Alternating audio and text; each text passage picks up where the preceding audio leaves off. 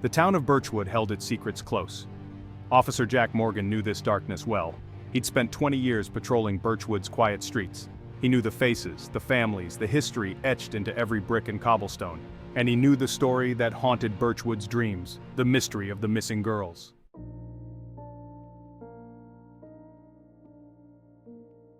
Anna Green, Molly King, Sarah White. Their names were etched in Jack's memory, forever linked to that fateful October day in 1978. He could still picture their faces in the grainy photographs, their smiles bright and unguarded. They were just kids, full of life and promise. Last seen leaving school, their laughter echoing down the quiet street. Days turned into weeks, hope fading with each passing season. The leads ran cold, the whispers died down, and the town slowly began to heal, but the scars remained. Jack couldn't shake the feeling that there was more to the story.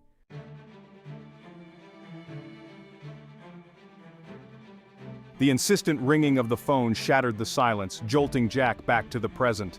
There had been a report of missing children, 3 young girls, last seen near the school. A chill raced down Jack's spine, an icy premonition gripping his heart. He listened, his blood turning to ice as the dispatcher relayed the names. Anna, Molly, Sarah. 30 years had passed, yet the names struck him like a physical blow. Coincidence? A cruel joke? Or something far more sinister? This wasn't just about finding 3 missing girls. This was about confronting the ghost that had haunted Birchwood for decades. And this time, he wouldn't rest until he uncovered the truth.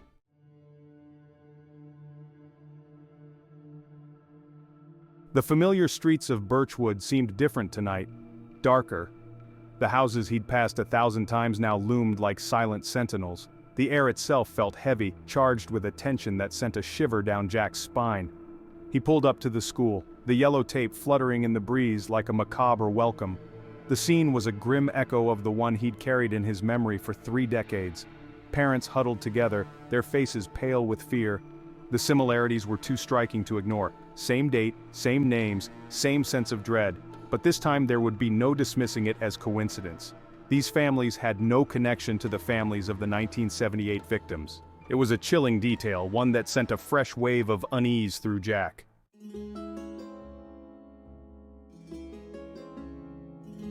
Back at the station, Jack immersed himself in the files. The past and present intertwined on his desk. Anna, Molly, Sarah. Their faces, frozen in time, reflected the faces of the girls he was now tasked with finding. He compared witness statements, police reports, and crime scene photos. Each dead end fueled his frustration, but it also strengthened his resolve. He studied the aerial photographs of the area, his gaze drawn again and again to the old oak tree at the edge of town. Jack couldn't shake the feeling that the old tree held some significance.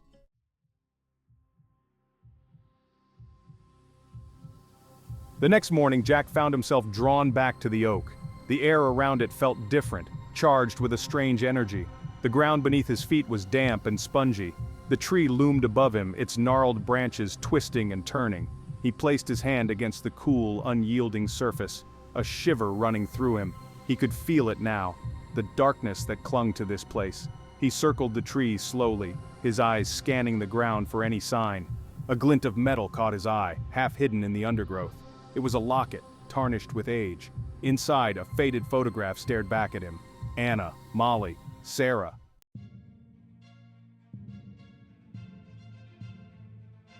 Jack's breath caught in his throat. The girls in the picture, their eyes bright and full of life, stared back at him across a gulf of 30 years. It was them, no mistaking it. He examined the locket more closely. On the back, almost too faint to see, was an inscription, "Time waits for no one." Back at the station, the locket lay heavy in an evidence bag. Jack couldn't shake the feeling that it was more than just a clue. It was a warning. He reached for the phone, his fingers hovering over the keypad.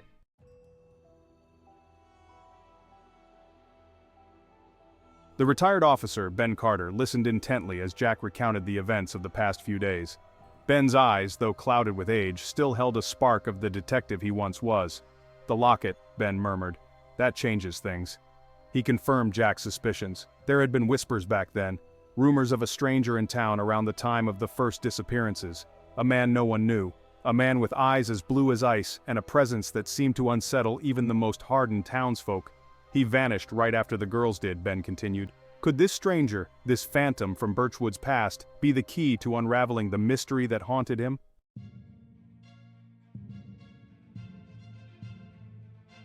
Driven by a renewed sense of purpose, Jack spent the next few days chasing shadows and whispers. He interviewed anyone who had lived in Birchwood back in 1978.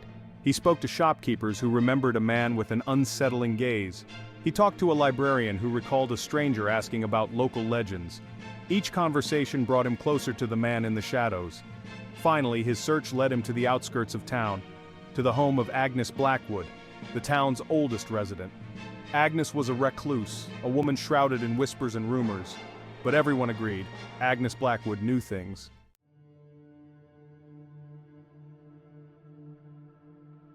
The house stood at the end of a long, winding drive, shrouded by trees and cloaked in an almost palpable silence.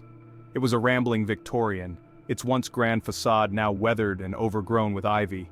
The windows, dark and empty, stared back at Jack like the eyes of a watchful predator.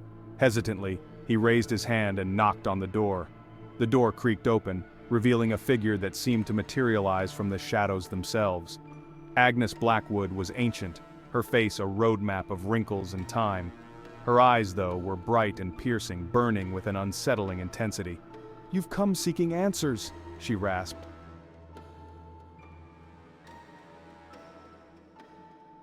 The inside of the house was dark and cluttered, filled with the musty scent of old books and forgotten memories. Agnes led Jack into a dimly lit parlor where shadows danced on the walls and time seemed to stand still. "You're chasing ghosts, detective," she said finally. "The oak tree," he said, his voice barely a whisper. "The missing girls." "There has to be a connection. The oak is a place of power," she said, her voice low and steady. She spoke then of Elias Gray, a man accused of witchcraft and hanged from the branches of the oak centuries ago.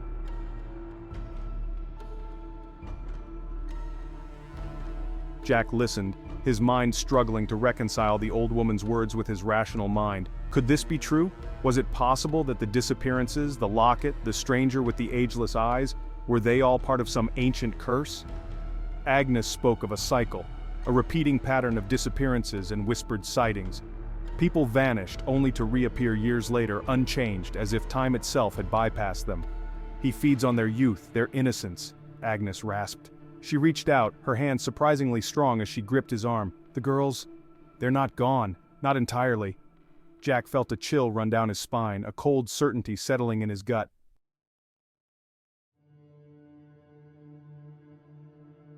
The old woman's words echoed in Jack's mind as he drove back towards town.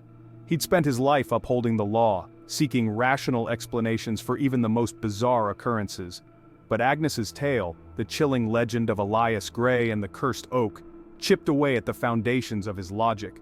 The locket, the stranger's unchanging appearance, the recurring names, the whispers that had haunted Birchwood for generations, they all pointed to something beyond the realm of the explainable. The line between belief and reason blurred, leaving Jack teetering on the precipice of a terrifying reality.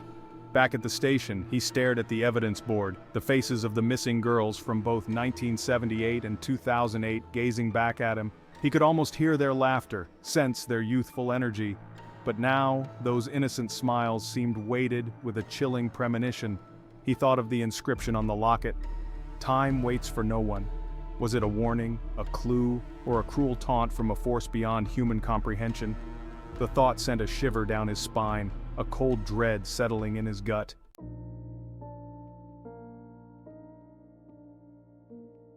He couldn't shake the feeling that time was running out.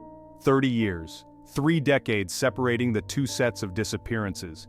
It was a pattern as predictable as it was terrifying. The weight of those 30 years pressed down on Jack, a heavy mantle of responsibility.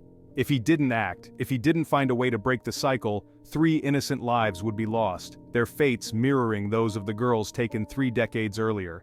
He thought of their families, their faces etched with the same fear and desperation he'd witnessed all those years ago. He couldn't let them down. He wouldn't. He had to do something, even if it meant venturing into the unknown, into the realm of the supernatural, a place he'd always dismissed as the stuff of myths and legends. His hand trembled as he reached for the phone. He had a call to make, a line to cross, even if it meant jeopardizing his career, his sanity, his very soul. The air hung heavy with the smell of damp earth and approaching rain as Jack drove towards the outskirts of town. The sun dipped below the horizon. He parked the cruiser and stepped out into the gathering darkness. The woods were silent, the usual nocturnal symphony strangely absent. Michael had agreed to meet him at the oak tree. As Jack approached, he saw Father Michael standing beneath its branches.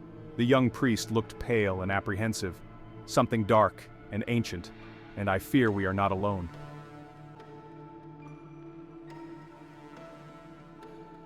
A low rumble echoed through the woods, a sound like distant thunder but somehow deeper, more primal. The wind picked up, swirling around them, carrying the scent of damp earth and something else, something metallic and cloying. Jack felt a shiver run down his spine. He'd faced down armed suspects, stared death in the face, but nothing could have prepared him for the sense of dread that emanated from the ancient oak. It was as if the tree itself were a sentient being, its roots burrowing deep into the earth, its branches reaching out like skeletal fingers. "There's something down there," Father Michael whispered, his gaze fixed on the base of the tree. "I can feel it. Something watching us." Jack knelt down, brushing aside the leaves and loose earth. The ground was soft, recently disturbed. He exchanged a look with Father Michael, a silent question passing between them. With a grunt of effort, Jack began to dig, his fingers scraping against something hard and metallic.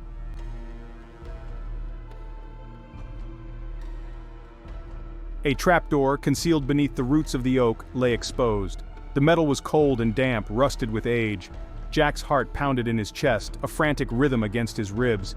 This was it. This was the answer to a mystery that had haunted him for 3 decades. With a deep breath, he heaved open the heavy door. A gust of stale, musty air rushed out, carrying with it the faint scent of decay and something else, something ancient and unnameable. Below, a set of rickety wooden stairs descended into darkness. "Stay here," Jack whispered to Father Michael, though he knew the young priest wouldn't leave his side.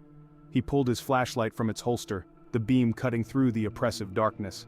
Taking a deep breath, he started down the stairs, each creaking step a journey into the heart of Birchwood's darkest secret. The air grew colder, heavier as they descended deeper into the earth. The smell of decay intensified, mingling with the scent of damp earth and something else, something akin to ozone, a sharp metallic tang that made Jack's eyes water. Then, he saw them, 3 figures, huddled together in the flickering beam of his flashlight. They were young, impossibly young, their faces frozen in expressions of fear and bewilderment. Anna, Molly, Sarah, but not the girls he knew, not the girls who had vanished just days ago. These were the girls from the photographs, the girls from 1978, seemingly untouched by the passage of time.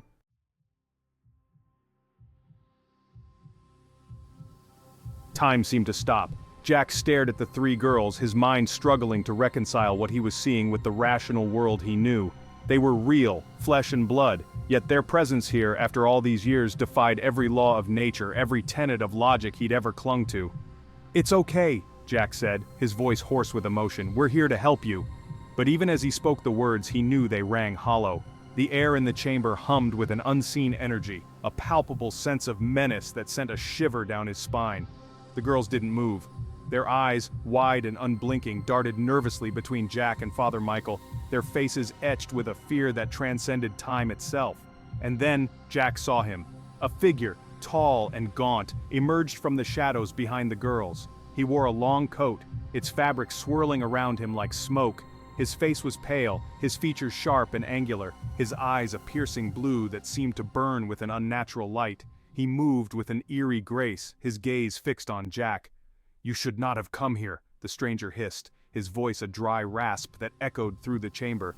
"This place is mine. These souls, they belong to me." The stranger's words hung in the air, heavy with an ancient power. Jack felt a primal fear grip him. The man's eyes held a terrifying knowledge, a glimpse into an abyss that threatened to swallow him whole. But something inside him refused to yield. He had come to save them. "Let them go," Jack growled. The words seemed to hang in the air. The stranger's lips curled into a chilling smile.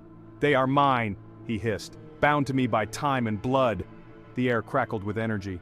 A deafening roar echoed through the chamber, shaking the very foundations of the earth. The ground heaved, splitting open beneath their feet. Dust and debris rained down, choking the air, plunging them into darkness. Jack stumbled back, shielding Father Michael and the girls with his body. The flashlight slipped from his grasp, clattering down the stone steps, its beam extinguished. "Run!" Jack shouted, his voice lost in the cacophony of crumbling stone and splintering wood. He grabbed Father Michael's arm, pulling him towards the stairs, the girls close behind. The chamber was collapsing around them, the ancient oak reclaiming its prisoners.